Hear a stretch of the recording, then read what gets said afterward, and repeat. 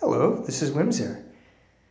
Now, yesterday I was playing with some tarot cards. Not necessarily these ones. I was actually playing with the Liber T tarot deck. Very pretty deck, clone of the Thoth deck, which is this. As I was playing with them, I happened upon a pattern that I'd seen many times before, but not really given much thought. As I was just moving one card from the front to the back, looking at it, I happened to notice the sun symbol on the card. And it wasn't the sun card, it was one of the other cards, like one of the pip cards, the 2s through the 10s, which will be attributed to both the planet and to a zodiacal sign. And I had saw the sun in these different zodiac signs on the cards. Now, that's been there for a long time on any hermetic tarot deck. Hermetic tarot decks such as the Rider-Waite, things of that nature, and or Golden Dawn Tarot, the Aleister Crowley's Thoth, Liber L, Hermetic Tarot, ceremonial tarot rather. But at any rate, I got to thinking, why don't I try to lay these out? So, so what I did was, last night, and this is not what we have here, but last night I found the 7 trumps relating to the planets, like the sun card, the universe card, tower card, etc. Those attributions you can find if you actually look on any of those hermetic decks that I described.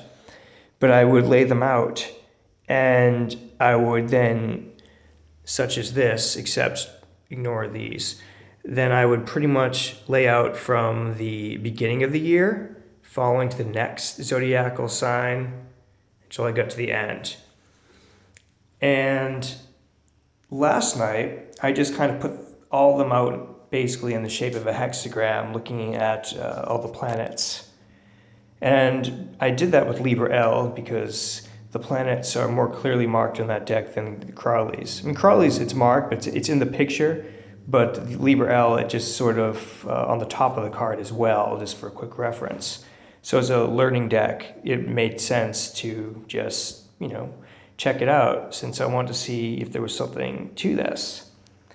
And last night, I was just thinking, okay, these are the planets in the different signs of the zodiac. So, all right, this will be a good way for me to learn the different signs of the zodiac and learn the planet's influence as they are affected thereby.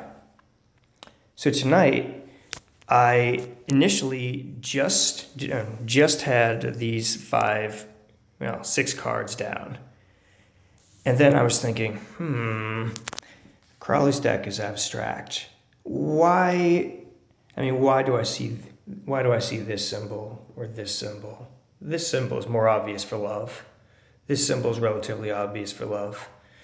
And that can be too if you really think about it. But all of them make more sense when I place the cards representing the zodiacal signs that each of these represent as well.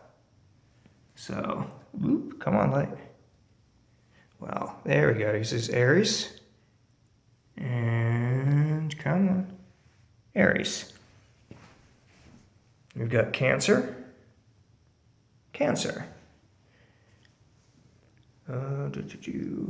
Virgo.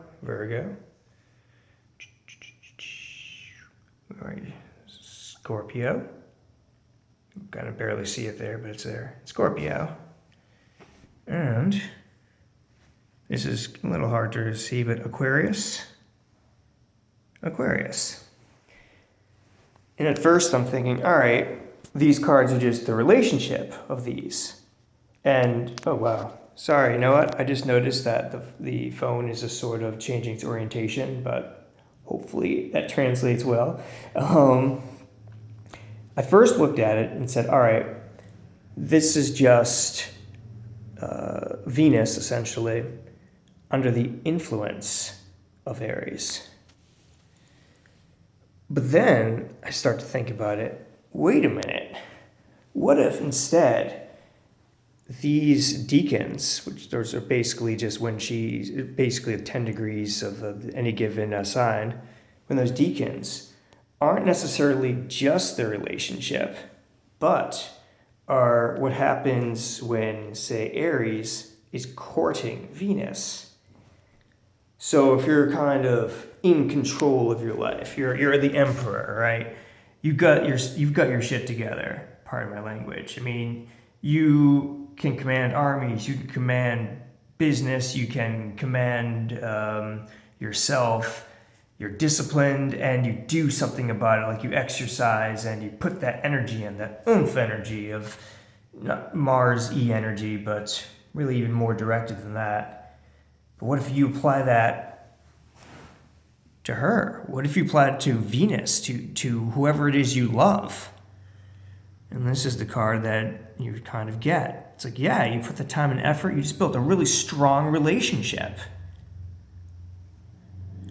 You know, or there's your knight in shining armor ladies. There's the chariot, who can pretty much do anything. I mean, he may not be moving, but he can be facing all directions thanks to the little caribs down there, and basically holds the Holy Grail. So he's got what it takes if he actually has somebody to, say, hey, go do this, because he's like the perfect knight or the perfect soldier in a way.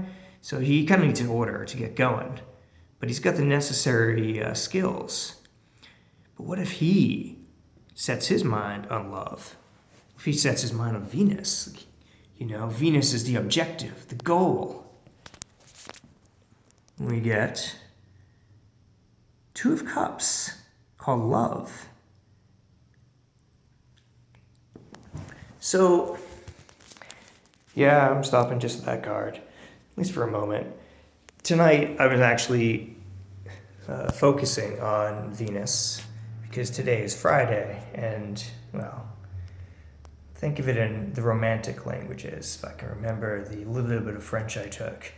I believe today is it vendredi? Well, whatever it is, the root does mean, it's the day of Venus, Friday, so why not just do it on Friday? That way I have something to do for the next 6 days with the other ones. Haha. But what if she is approached by a sage? And let me explain to you what I mean by a sage, like the hermit. The hermit hermit knows what's going on. The hermit understands every little facet about himself. He has mastered them. And now he just goes by his own will. He's pretty close to perfected, really. Don't let the fact that he's just kind of shadowed in the middle of the night and all you can see is the light that he actually brings to the universe. But that's what he does. He puts his light forward and he gets what he sees. What if he wants to see the Empress? What if he wants to see Venus? What if he wants to see love? Well, this is what he gets. That's his approach to Venus and to love. Gain. Because he has learned that he can help her to know herself, and she will help him to know himself. So they make a fantastic team for self-discovery.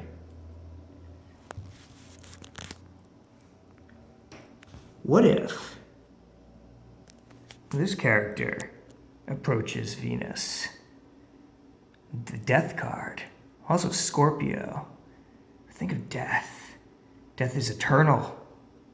Death is constant change and changing from thing to thing, from shape to shape. Kind of exciting, right? He can definitely be attractive to Venus. But look closely, boys and girls, for he is missing one vital piece to pleasure Venus. So instead, he holds a long rod to compensate for his lack. and he uses it masterfully. He can use it to change situations and change from shape to shape, which on the surface may very well please Venus. However, like I said, he is lacking that member, which is why he has the long rod to compensate. So inevitably, it's not really fulfilled. I mean, there may be some sex involved, definitely, but it's really kind of that icky sex. Look at sex, it's like, all right, I'm really horny, so I want to fuck. But it's not really a loving sex. In fact, it's really not. It's fucking, and it's just because you just need to fill the urge, and that's all it is. However, it's almost like masturbation might be better type of sex, because it's not really fulfilling to Venus. It's not fulfilling to love, just the act of fucking. There we go.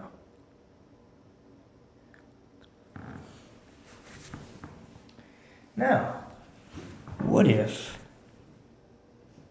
the star approaches Venus? The star approaches love. You kind of think that'd be magical, right? But let's consider the star. She's basking in her inner light of the 7 planets. Pours it upon herself, and because she is very much attached to those 7, she is their conduit. Thus she pours it out onto the earth. Thus, her energy can be very attractive. Think of that one person you know that's always doing something creative. They're like live art, pretty much. Or they're always trying to find some sort of excitement and adventure and just seemingly carefree and will just throw themselves into anything. But just do so individually. But that's just the thing. It's extremely individual. You don't really need somebody else as the star. Because in the star, you're in that creative mode, where you can be extremely fulfilled just by your own self. But what if this person decides to go after love? Well then, if you're interested in yourself that much, how can you possibly succeed with Venus? If you're more interested in yourself than love, how is that person going to feel? That's right. This whole little spread just kind of came to me in a whim. And I really like to play with these cards. It's so much fun just to kind of rearrange them and see what kind of patterns emerge. In this case, it gave me, and you now, a new way of looking at the planets and astrology. Good way to learn about it. By the way, what you're seeing in the camera, sometimes I can see them too in this temple, but right now they seem only to want to be picked up for the camera until I say something about it. Then those little lights go away. Anyway, though, you should totally give this a try. If you want to see a list of what these cards are, I highly recommend you to either go to your local occult bookstore or your local Amazon.com and look up books such as The Book of Thoth by Aleister Crowley, or I think that has the Deacons. Crowley also has this kind of tarot booklet that first appeared in the Equinox way back when in the day. I cannot think of the name on it, but I think a little Google searching would go a long way. But also, probably just Deacon tarot cards, zodiacal attributions or something thereabout, or deacons and tarot cards. You'll probably find something there too. Or else, just do what I did. Play with it.